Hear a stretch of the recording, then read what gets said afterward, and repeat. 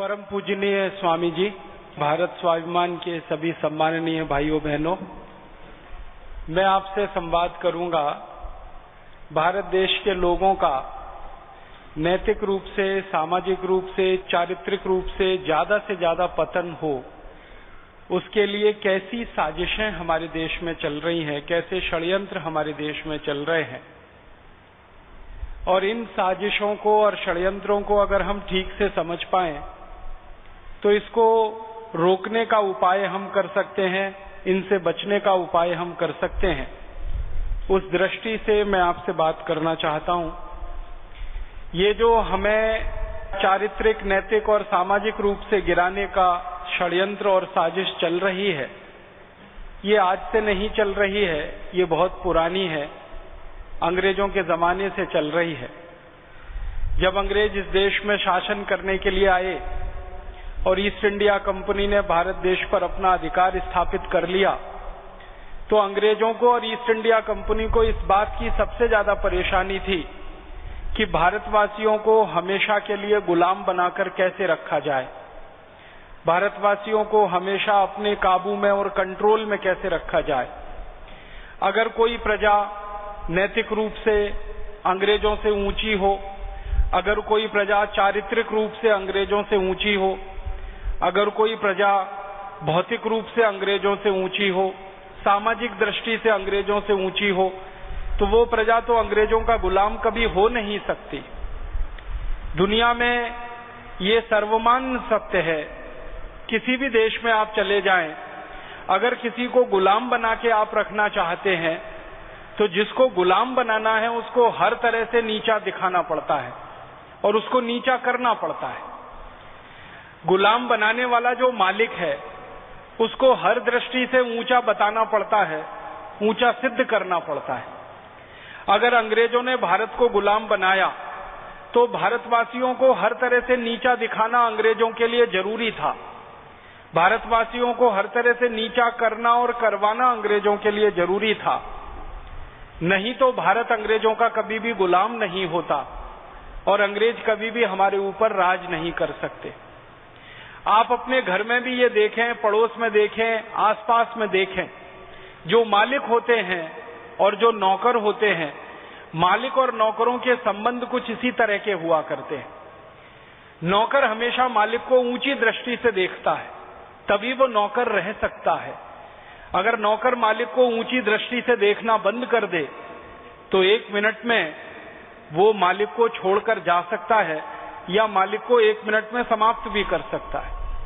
इसलिए नौकर के लिए बहुत आवश्यक होता है कि वो अपने मालिक को अहो भाग्य में देखे, ऊंचा समझे, ऊंचा माने। और मालिक के लिए नौकर के प्रति ये जरूरी होता है कि वो नौकर को हमेशा नीचा बनाए, नीचा दिखाए, उससे नीचे काम करवाए। ये बात अगर हमें समझ में आए तो अंग्रेजों की नीति हमें समझ में आएगी। जब अंग्रेज आ गए इस देश में, उनकी सरकार स्थापित हो गई और उनकी ईस्ट इंडिया कंपनी का साम्राज्य जब चलने लगा तो अंग्रेजों ने भारत को गुलाम बनाकर रखने के लिए बहुत सारी नीतियां बनाई और भारत को लगभग 1000 वर्षों तक गुलाम बनाकर रखने के लिए नीतियां बनाई। कोई 10-20 साल गुलाम बनाकर रखने के लिए नीतियां नहीं बनाई। जिस अंग्रेज ने भारत को सबसे ज्यादा गुलामी में डाला, उस अंग्रेज का नाम है मैकॉले, टीबी मैकॉले। मैकॉले वो अंग्रेज था जिसने भारत को हर तरह से नीचा दिखाने के लिए, हर तरह से नीचा बनाने के लिए रात दिन काम किया। मैकॉले सन 1833 में भारत आया और यहाँ के गवर्नर जनरल का मेंबर बन गया, बोर्ड का। इस तरह से समझ लीजिए जैसे आज हमारे प्रधानमंत्री होते हैं, उनकी कोई कैबिनेट का कोई मंत्री हो जाता है, वैसे ही उस जमाने में गवर्नर जनरल हुआ करते थे और उनकी कैबिनेट का एक मंत्री था, उसका नाम था टीबी मैकॉले। वो भारत आ गया 1833 में और उसने भारत का भ्रमण करना शुरू किया और उसने सबसे ज्यादा नीतियां बनाई भारत को गुलाम बनाकर रखने के लिए। तो उसका एक स्टेटमेंट है जो परम पूजनीय स्वामी जी द्वारा लिखित पुस्तक है, हमारी आजादी का जो शंखनाद, संपूर्ण आजादी का शंखनाद पुस्तक है। इसमें वो स्टेटमेंट छपा है, आप सब इस पुस्तक को जरूर लें और इसको पढ़ें। स्टेटमेंट मैकॉले अपनी पार्लियामेंट में दे रहा है 2 फरवरी 1835 को।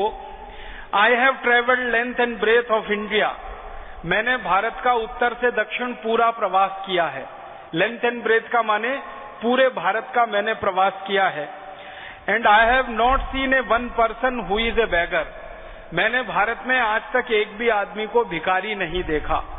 माने एक भी भारतीय गरीब नहीं है और भिखारी नहीं है, माने भीख मांगने वाला कोई भारतवासी उसने नहीं देखा।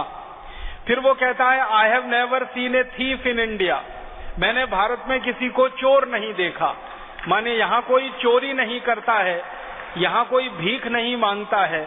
और इसी स्टेटमेंट में, ये 3.5 घंटे का स्टेटमेंट है उसका, इसमें वो आगे कहता है कि मैंने भारत में किसी को बेरोजगार नहीं देखा, एक भी आदमी ऐसा नहीं है जो खाली बैठा हो, काम नहीं करता हो।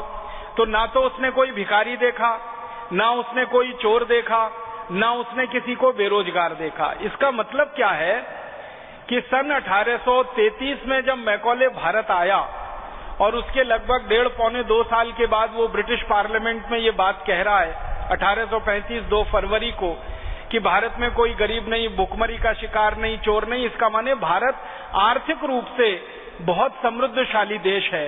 इस स्टेटमेंट का सीधा मतलब है भारत की आर्थिक शक्ति बहुत है, भारत के लोगों के पास पैसा बहुत है, भारत के लोगों के पास काम बहुत है, रोजगार बहुत है, आदि आदि। इससे आगे की बात है जो बहुत महत्व की है, जो आज मेरे व्याख्यान का मुख्य विषय है। वो कहता है सच wealth I have seen in this country, मैंने इतनी संपत्ति, इतनी दौलत इस देश में देखी है जो शायद दुनिया के किसी देश में उसने नहीं देखी।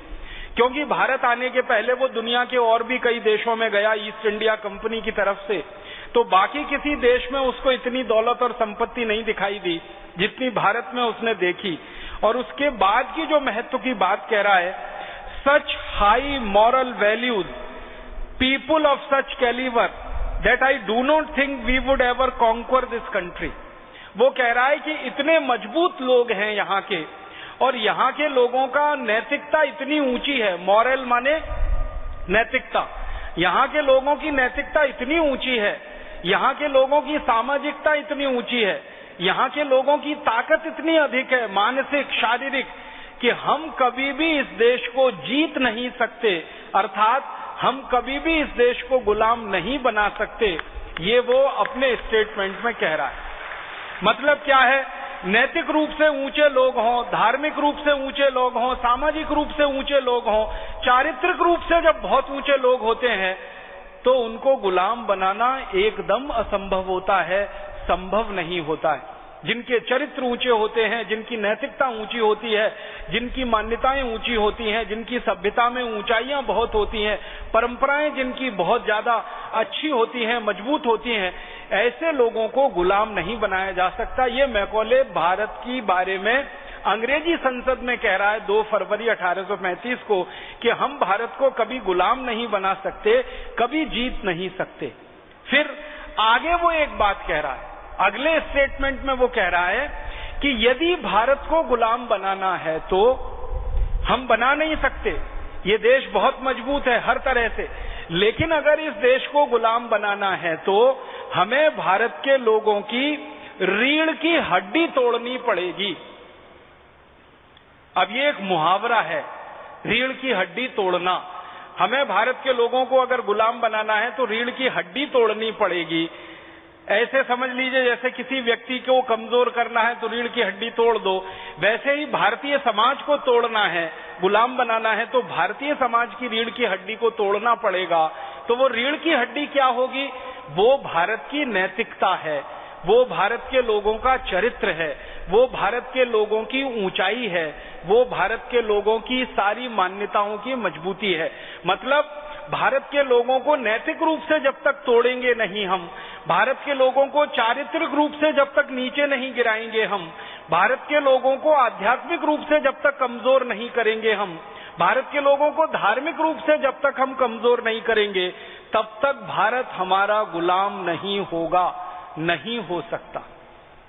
ये एक लंबी बात है, मैं अब यहीं पे इस स्टेटमेंट को पूरा कर रहा हूं। मैकॉले ने 2 फरवरी 1835 को ब्रिटिश पार्लियामेंट में ये बोल दिया कि हम तो भारत को गुलाम बना नहीं सकते, क्योंकि भारत बहुत मजबूत है, नैतिक, आध्यात्मिक, शारीरिक, हर तरह से, भौतिक। लेकिन अगर इस देश को गुलाम बनाना है तो इसको नैतिक रूप से, चारित्रिक रूप से, सामाजिक रूप से नीचे दिखाना पड़ेगा, तोड़ना पड़ेगा, कमजोर करना पड़ेगा, तभी ये देश हमारा गुलाम होगा। ये बात हमें समझनी चाहिए मैकॉले की, उसके द्वारा दिए गए स्टेटमेंट से। ये एक बात हुई। अब इससे स्पष्ट क्या होता है कि अंग्रेजों की सरकार की नीति क्या है? भारत के लोगों को तोड़ना है, नैतिक रूप से, चारित्रिक रूप से। तो उसके लिए क्या कर रहे हैं अंग्रेज? अब एक दूसरे अंग्रेज का मैं आपको स्टेटमेंट सुनाता हूं। एक अंग्रेज हिंदुस्तान में आया, जैसे मैकॉले एक अंग्रेज आया, वैसे ही एक अंग्रेज आया, उसका नाम था ब्रेकन, फ्रांसिस ब्रेकन। वो अंग्रेज अधिकारी है, भारत में आता है, और ये अंग्रेज अधिकारी ईस्ट इंडिया कंपनी के साथ आया, और ईस्ट इंडिया कंपनी के साथ आने के बाद इसने कलकत्ता में प्लासी के युद्ध के बाद ईस्ट इंडिया कंपनी ने जो लूटमार की, उस लूटमार में ये शामिल रहा। इसके बाद ये वापस इंग्लैंड चला गया। इंग्लैंड जाने के बाद ब्रिटिश पार्लियामेंट में समय समय पर बहस होती थी, तो उसमें ये हिस्सा लेता था।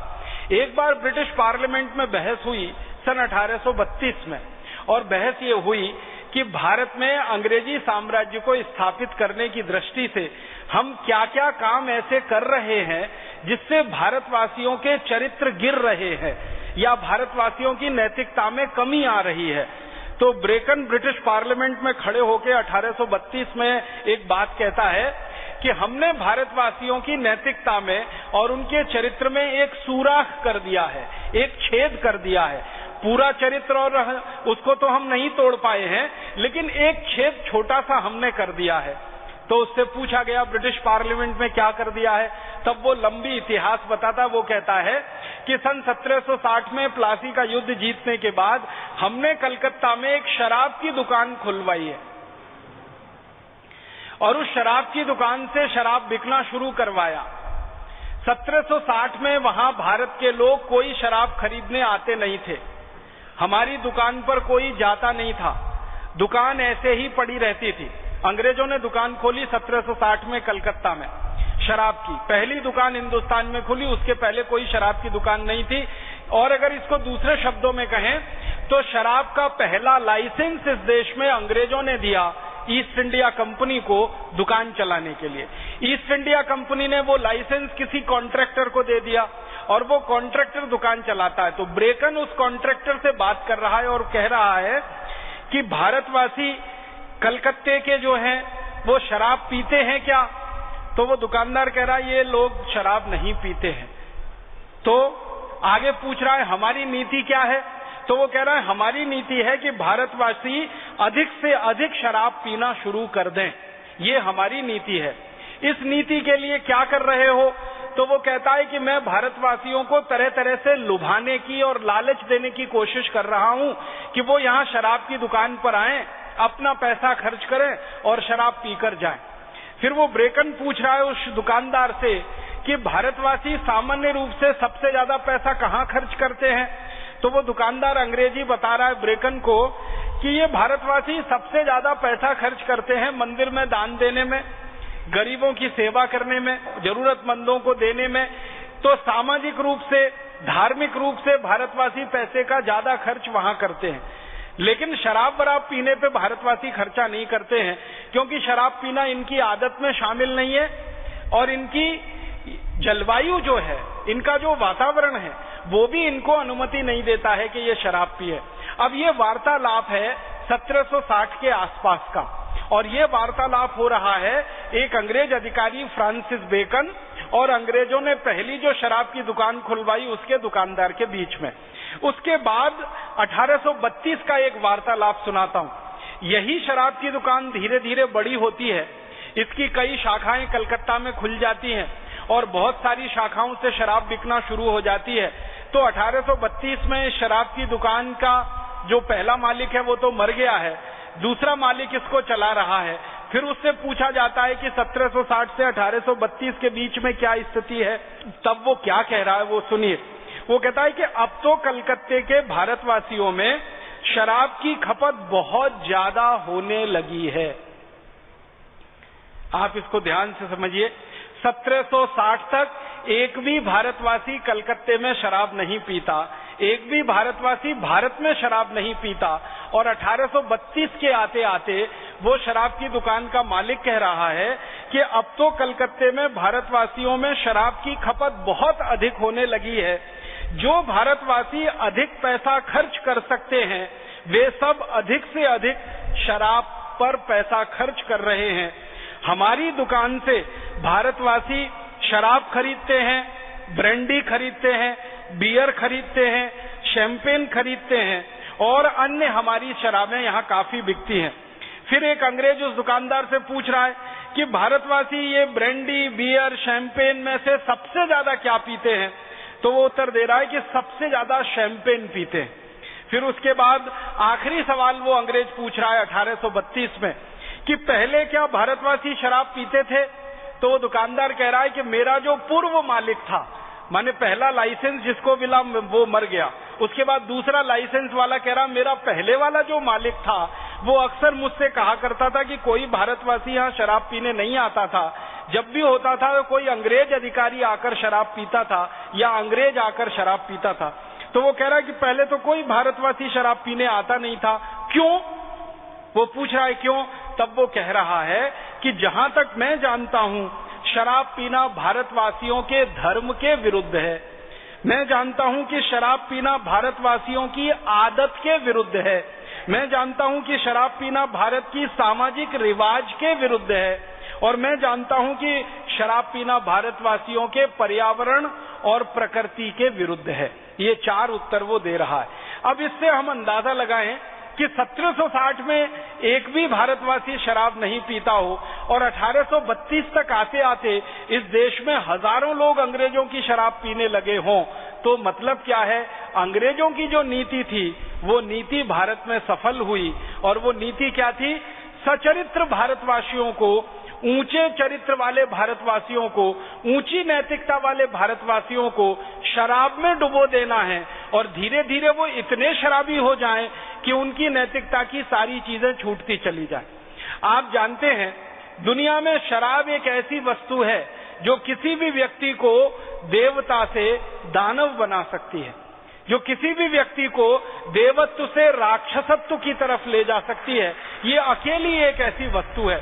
आप जानते हैं और आपने बार बार सुना होगा कि जो व्यक्ति शराब पी लेता है उसको अपनी पत्नी और बेटी का अंतर समझ में नहीं आता।